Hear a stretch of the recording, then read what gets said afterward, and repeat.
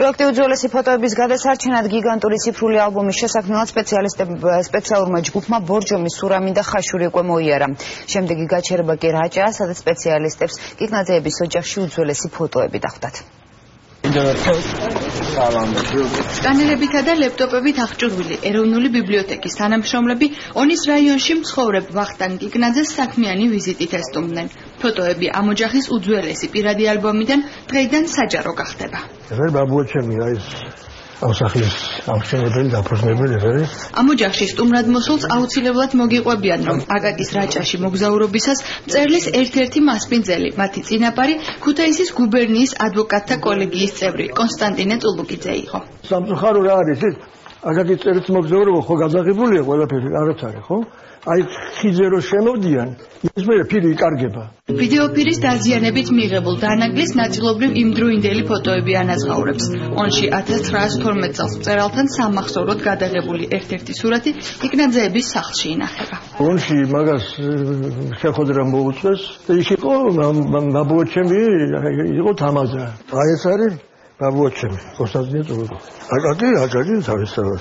აკაკისთან სამახსოვროდ გადაღებულ ფოტოსთან ერთად ეროვნული ბიბლიოთეკის თანამშრომლებმა ალბომში არსებული ყველა სიუჟეტითა თუ პერსონაჟით საინტერესო ფოტო დაასკანერეს და შემდეგ დაარქივეს.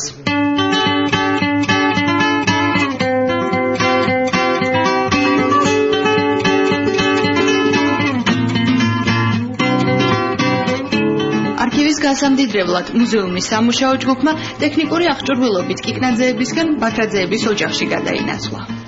დაკრძალვის ფოტოები ძალიან ვლომად არის. დაკრძალვის ხინისა თუ სხვა სიუჟეტის ფოტოები ციალა ბაქრაძეს წინაპრებისგან გადაეცა. გასული საუკუნის ამსახველი სურათები მის ოჯახში საგულდაგულოდ ინახება, თუმცა სხვადასხვა მიზეზის გამო დიასახლის მათი გადარჩენა მაინც უჭირს.